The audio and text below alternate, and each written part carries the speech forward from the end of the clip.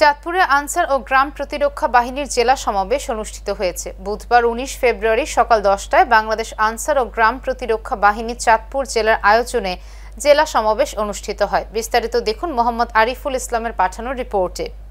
সভায় প্রধান অতিথির বক্তব্য রাখেন বাংলাদেশ আনসার ও গ্রাম প্রতিরক্ষা বাহিনী কুমিল্লা রেঞ্জের পরিচালক মোহাম্মদ মাহবুবুর রহমান।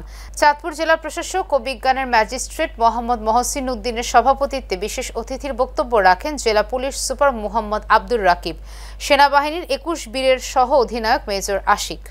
বাংলাদেশ আনসার ও গ্রাম প্রতিরক্ষা বাহিনী চাঁদপুর জেলা কমান্ড্যান্ট শাহজালাল সোয়াদের সার্বিক তত্ত্বাবধানে অনুষ্ঠানে বিভিন্ন সরকারের দপ্তরের কর্মকর্তাবৃন্দ আমন্ত্রিত অতিথি হিসেবে উপস্থিত ছিলেন।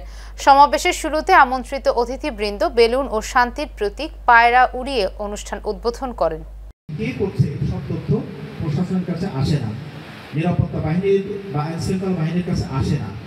আপনারাই হচ্ছে সেই মানুষ, কারণ আপনারা প্রতিটা গ্রামে আছেন, প্রতিটা ইউনিয়নে আছেন।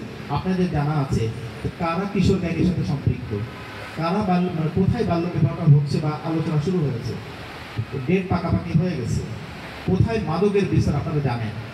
সেই তথ্যগুলো আপনারা যদি প্রশাসন ইউনো মহোদয় আছেন, এসিএন মহোদয় আছেন, থানার ওসি সাহেব আছেন এবং জেলা পর্যায়ে তো জেলা প্রশাসক মহোদয় এবং এসি মহোদয় আছেন, ওনাদেরকে যদি তথ্যটা দিয়ে সহায়তা করেন তাহলে কিন্তু ওনারা সেখানে ব্যবস্থা নিতে পারেন।